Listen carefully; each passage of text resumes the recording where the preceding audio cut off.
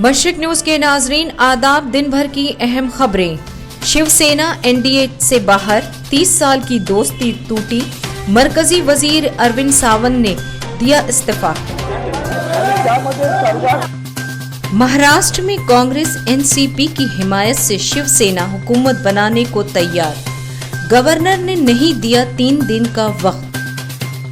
अयोध्या फैसले को लेकर 17 नवंबर को मुस्लिम पर्सनल लॉ बोर्ड की होगी मीटिंग। दूसरे वकीलों से भी उसके बाद तय करेंगे कि whether to file a review or not।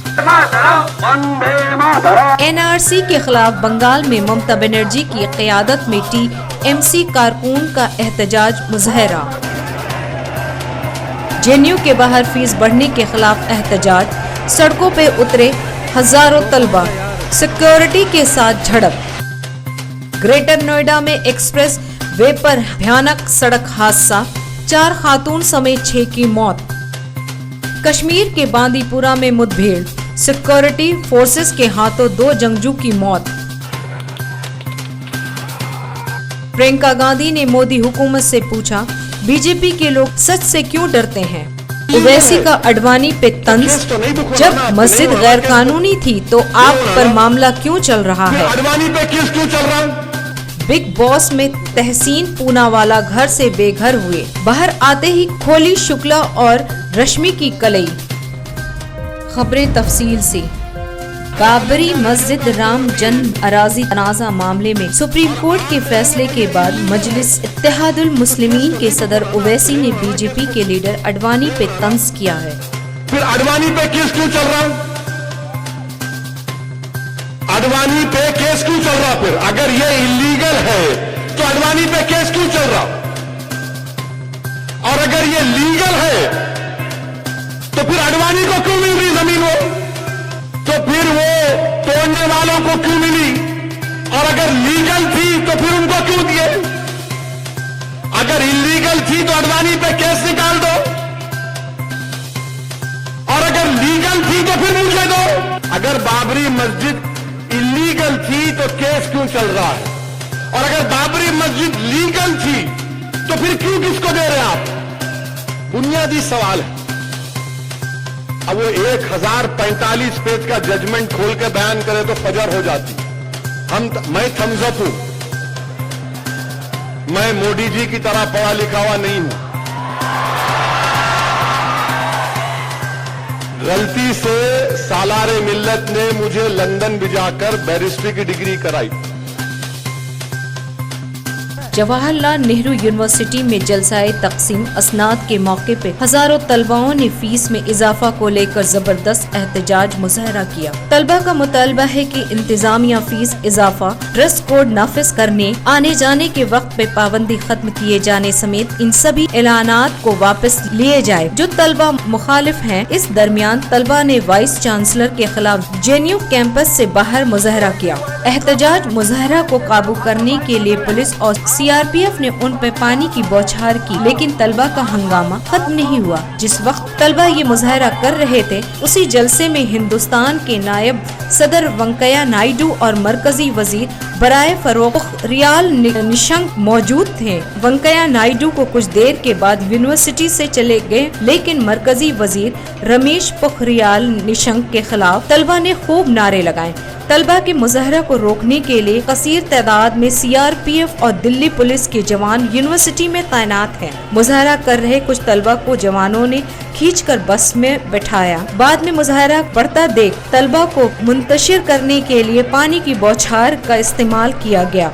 JNU के तलबा का कहना है कि जब उनकी फीस में तखफीफ के मुतालबे को कबूल नहीं किया जा रहा तो उन्हें जलसाए तकसीम असनाद भी मंजूर नहीं है। हॉस्टल फीस में इजाफा का मामला यूनिवर्सिटी में काफी आगे बढ़ चुका है। वाज़े हो कि जेएनयू इंतजामिया में 23 अक्टूबर को हालिया हिदायत में हॉस्टल, मेज और सिक्योरिटी फीस में 400% का इजाफा किया है। इसके साथ ही हॉस्टल आने जाने का वक्त भी बदल दिया गया है। महाराष्ट्र में सियासी माहौल गर्म होने के साथ हलचल तेज है। शिवसेना की क़यादत में हुकूमत बनाने की कोशिश जारी है। कांग्रेस ने सेना की क़यादत में बनने वाली हुकूमत को बाहर से हिमायत दी है। हुकूमत में शिवसेना और एनसीपी शामिल होंगे। शिवसेना सरबराह उद्धव ठाकरे ने सोनिया गांधी से बात की है। कांग्रेस से हिमायत मिलने के बाद शिवसेना के आदित्य ठाकरे ने राजभवन में गवर्नर भगत सिंह कोश्यारी से मुलाकात की और हुकूमत साजी का दावा पेश करने के साथ तश्कील के लिए मजीद 2 दिन का वक्त मांगा, जिसे गवर्नर ने मंजूर नहीं किया। और इस दरमियान हुकूमत तश्कील देने के सिलसिले में बीजेपी के साथ रसाकशी के दरमियान मरकज की नरेंद्र मोदी हुकूमत में शिवसेना के वजीर अरविंद सावंत ने अपने ओहदे से इस्तीफा दे दिया। इस तरह शिवसेना ने एनडीए से 30 साल पुराना रिश्ता खत्म कर दिया। सावंत ने कहा कि शिवसेना से ओहदा बढ़कर नहीं है। सावंत ने ट्विटर पर कहा कि वो अपने ओहदे से इस्तीफा दे रहे हैं।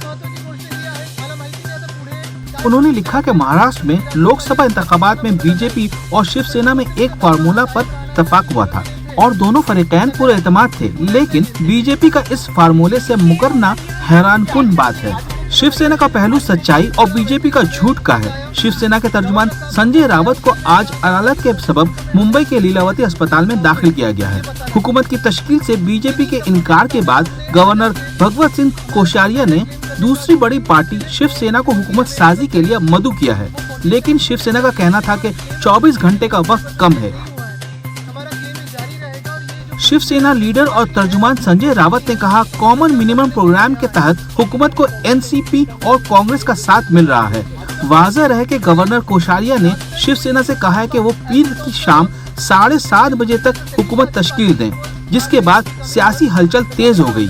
इस दरमियान शिवसेना सरबराह उद्धव ठाकरे और शरद पवार की हुकूमत की तश्कील पर गुफ्तगू हुई। शिवसेना को हिमायत देने के मसले पर कांग्रेस वर्किंग कमेटी की मीटिंग हुई। इसके बाद फिर सोनिया गांधी के रिहाइशगाह पर अहमद पटेल, गुलाम नबी आजाद और खड़गे समेत कई अहम लीडरों की मीटिंग के बाद शिवसेना को हिमायत की यकीन दहानी कराई गई। कांग्रेस के लीडर खड़गे ने कहा कि कांग्रेस की हिमायत का बयान जारी किया गया है और इसके बाद शिवसेना के आदित्य ठाकरे ने गवर्नर से मुलाकात करके हुकूमत बनाने का दावा किया, लेकिन गवर्नर ने हुकूमत तश्कील देने के लिए मजीद वक्त देने से इनकार कर दिया। जो अंदर की बातें हैं मैं ज्यादा बता नहीं सकता अभी, क्योंकि हमने अभी सिर्फ आके विलिंगनेस बताया है। मुझे लगता है कि आज के लिए इतना काफी है। हमारा काम और आपका काम तो जारी है। आज बस इतना ही। मशरिक न्यूज के नाजरीन, शब्बा खैर।